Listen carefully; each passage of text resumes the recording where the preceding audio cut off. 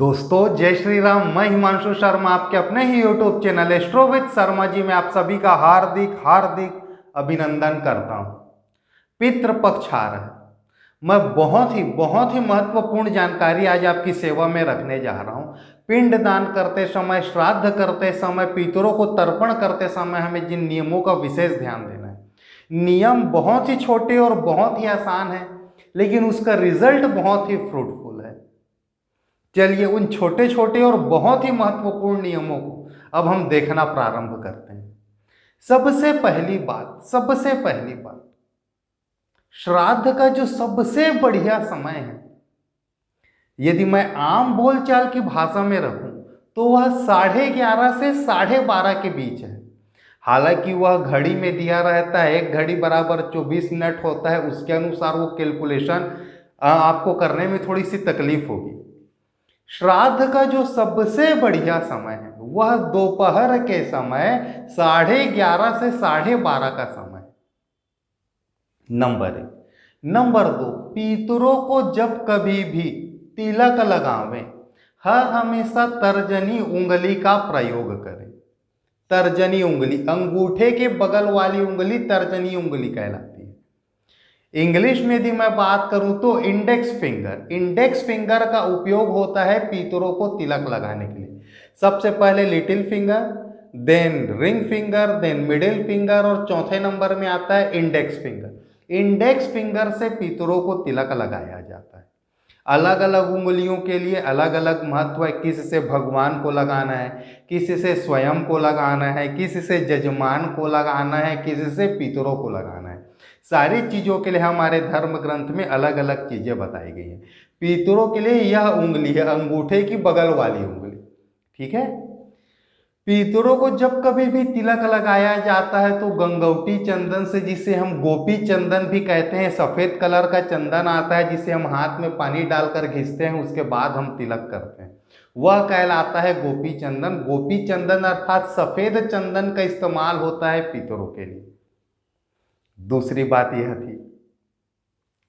अगला विषय वस्तु, श्राद्ध करने का जो अधिकार है, जल देने का जो अधिकार है, तर्पण करने का जो अधिकार है, वह बड़े पुत्र को है। लेकिन एक घर में यदि 3 पुत्र हैं तो बड़े पुत्र को पिंड दान करना चाहिए, तर्पण का कार्य करना चाहिए और बाकी 2 भाई को भी वहीं बैठना चाहिए तथा आर्थिक रूप से और शारीरिक रूप से उसमें साथ देना चाहिए। यदि बड़ा भाई घर के किसी कार्य से घर से बाहर गया हुआ है तो बड़े भाई से अनुमति लेकर उसका छोटा भाई या सबसे छोटा भाई भी उस कार्य को कर सकता है।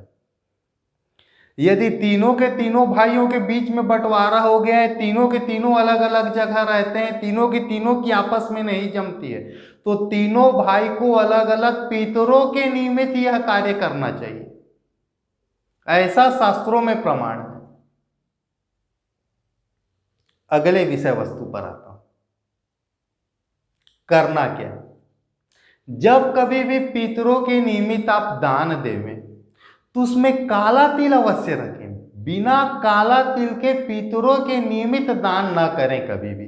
थोड़ा सा डालिए। आप जो भी चीज किसी ब्राह्मण को या किसी दूसरे व्यक्ति को दान कर रहे हैं, जहां तक दान की बात निकली और पर्टिकुलर मेरे मुंह से ब्राह्मण शब्द निकला, तो आपके सामने एक छोटी सी चीज मैं और रखना चाहता हूं। धर्म ग्रंथ में यहां तक कहा गया है, हमारे पुस्तकों में यहां तक लिखा गया है कि पितरों के निमित्त जो दान निकाला जाता है वह ब्राह्मण को तो कर ही सकते हैं, कहीं कोई उसमें डाउट वाला विषय ही नहीं है।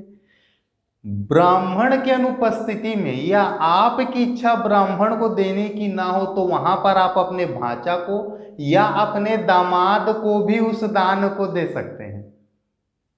अपने भांचा या अपने दामाद को भी आप उस दान को दे सकते हैं। एक और बहुत ही महत्वपूर्ण विषय वस्तु आपकी सेवा में रखता हूं। पिंड दान करते समय जो पिंड बनाया जाता है उसके लिए 2 नियमों की बात कही गई है। या तो उसे बहते हुए जल में आखिरी में आप ठंडा कर देवें, या आप उसे किसी गौवंश को खिला देवें। लेकिन यदि आपके घर के आसपास यदि कोई नदी न हो, आप हो सकता है किसी एक बहुत बड़े कॉलोनी में रहते हो जिसके फ्रंट में कोई बहुत बड़ा गेट हो, वहाँ 24 घंटे चौकीदार खड़ा रहता होगा, कोई गार्ड खड़ा रहता होगा और वो गौवंश को तो आपकी कॉलोनी के अंदर ही आने नहीं देता। अब आप क्या करें? यहाँ पर भी एक अल्टरनेट हमारे धर्मशास्त्र में बताया गया है। उसके पहले पूर्व एक बहुत ही छोटा सा मैं व्यक्तिगत रूप से आप लोगों से निवेदन करता हूं, वीडियो को लाइक अवश्य करें, कमेंट बॉक्स में जय श्री राम अवश्य लिखें। जी हाँ, कमेंट बॉक्स में जय जय श्री राम अवश्य लिखें। यदि आपके पास नदी में ठंडा करने का भी ऑप्शन ना हो और गौवंश को खिलाने का भी ऑप्शन ना हो, तो उस स्थिति में आप उस संबंधित पिंड को जो पितरों के निमित्त बना हुआ है, आप उसे अग्नि में डाल सकते हैं। यह आपके पास एक तीसरा अल्टरनेट भी उपलब्ध है। तो दोस्तों, यह कुछ 4-6 बहुत ही प्रमुख और बहुत ही छोटी छोटी चीजें थी। एक और मैं विषय वस्तु आपके सामने रखता हूं। पितरों के निमित्त जब कभी भी आपको पात्र का इस्तेमाल करना हो, तो हर हमेशा पीतल के ही पात्र का इस्तेमाल करें।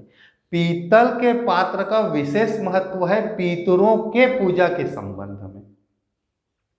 चलिए दोस्तों, आज के लिए आप सभी मुझे इजाजत दें। अगले कार्यक्रम में फिर एक नई विषय वस्तु के साथ मैं आपकी सेवा में हाजिर होऊंगा। आज के लिए जय जय श्री राम।